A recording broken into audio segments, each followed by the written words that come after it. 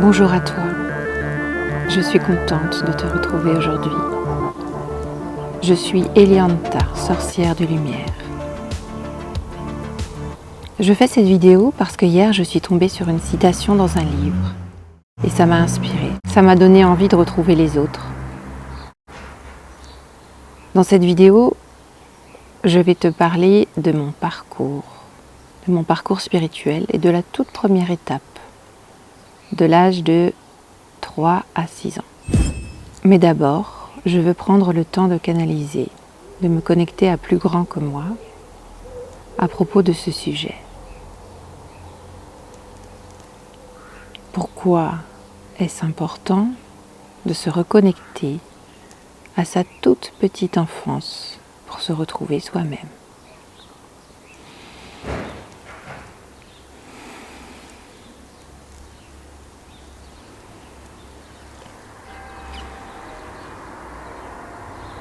Il y a des nuages dans le ciel, des nuages qui ont parcouru des milliers de kilomètres. Ces nuages ont vu défiler tant de paysages, tant de flots marins, tant de villes remplies de l'agitation des humains. Ces nuages, au départ, étaient des gouttes d'eau dans un ruisseau de montagne. Et retourner à cette source te permet de te souvenir qui tu es. Alors toi aussi, plonge au cœur de tes origines. Je vais juste te donner quelques éléments de ce que j'ai vécu lorsque j'étais petite, entre 3 et 6 ans, à l'âge de l'école maternelle. Tout d'abord, j'ai fait le choix de vivre dans une famille aimante, une famille qui m'a entourée, qui m'a soutenue, une famille qui m'a apporté des valeurs d'amour et d'entraide familiale qui sont encore les miennes. Encore à l'heure actuelle, je m'entends très bien avec mes 2 parents et avec mon petit frère.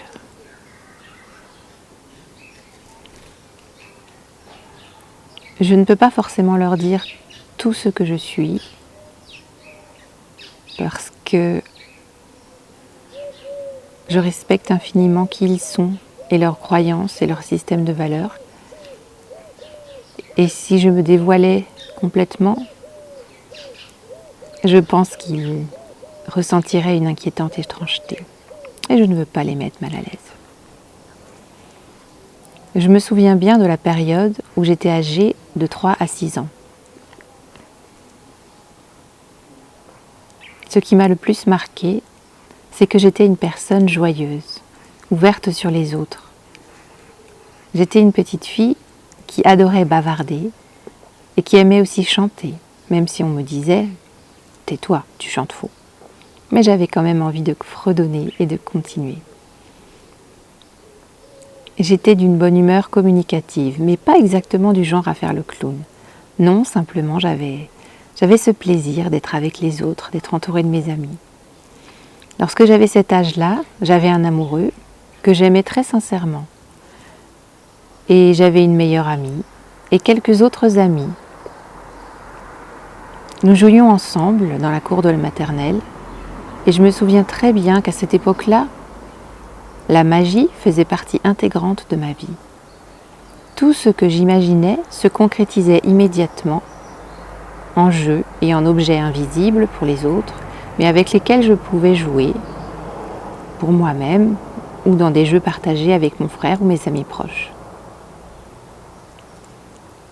J'aimais aussi beaucoup dessiner. Pendant longtemps, j'ai pensé que j'exercerais le métier de dessinatrice. Quand j'avais 4 ans, mon petit frère est né. J'ai aimé cet événement-là.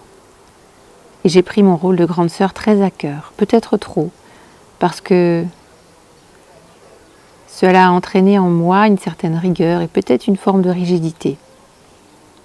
Une sorte de lourde responsabilité à porter, comme si c'était vraiment à moi de m'occuper de ce jeune enfant. Lorsque j'étais très petite, à l'école maternelle, avant que je sache écrire mon prénom, la maîtresse nous avait donné des symboles qu'on devait reproduire sur nos dessins au lieu d'écrire notre prénom en entier. Le symbole qu'on m'avait assigné était le cœur. J'ai toujours adoré ce symbole. J'ai toujours adoré dessiner des cœurs, d'aussi loin que je me souvienne. Et plus tard, j'avais conservé ce symbole dans un logo d'une entreprise que j'avais créée. Et même encore à l'heure actuelle, pour moi, ce symbole est si puissant. Il me connecte tellement à qui je suis, à ce que j'aime, que je le conserve toujours et qu'il fait partie intégrante de qui je suis.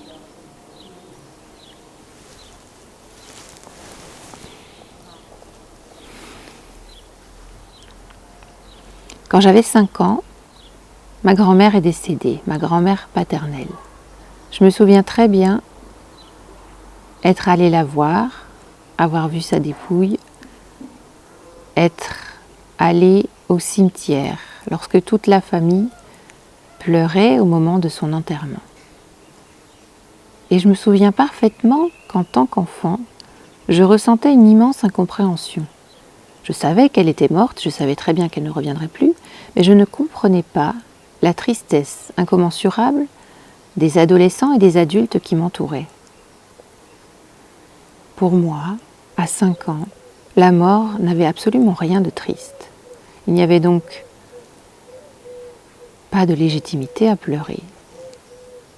Et ce qui serrait mon cœur, ce n'était pas le décès de ma grand-mère, mais la tristesse des autres autour de moi.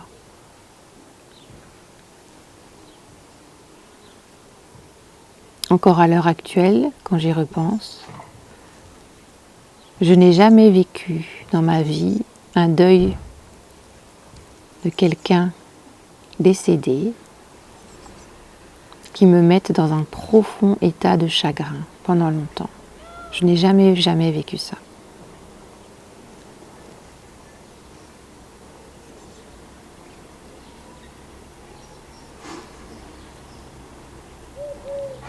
Je me souviens aussi, à moins de 6 ans, que j'étais persuadée d'être une sorcière. Un de mes programmes télé préférés était cette vieille série des années 60, Ma sorcière bien-aimée. J'étais totalement enthousiaste à chaque fois que ça passait à la télé et je regardais ça avec mon père. Et moi, j'y croyais tellement et j'ai essayé tant de fois de faire la même chose dans ma vie, de matérialiser des situations ou des objets par le simple pouvoir de ma pensée. C'était une croyance totalement évidente que j'avais à moins de 6 ans. La magie existe et je suis une sorcière.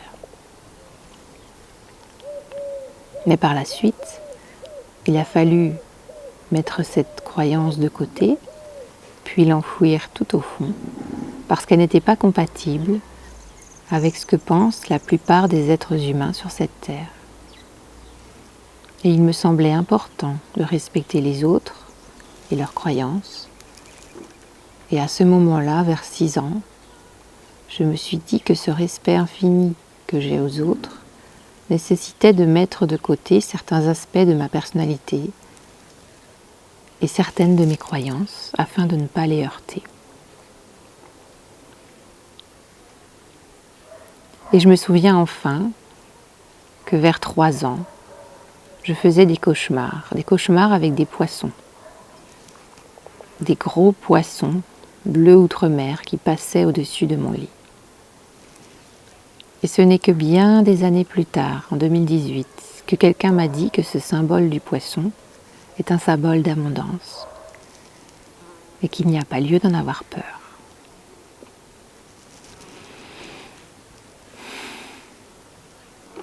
Alors voilà, suite à cette vidéo, je t'invite simplement à plonger en toi, dans tes souvenirs de petite enfance, et à te rappeler en quoi certains de tes comportements, en quoi certaines de tes croyances se rapportent très fortement à qui tu es tout au fond de toi, bien avant d'être arrivé sur cette terre, bien avant d'avoir été formaté par ton éducation ou par ce que tu as vécu. Je te remercie infiniment d'avoir regardé cette vidéo et merci pour tes chaleureux commentaires.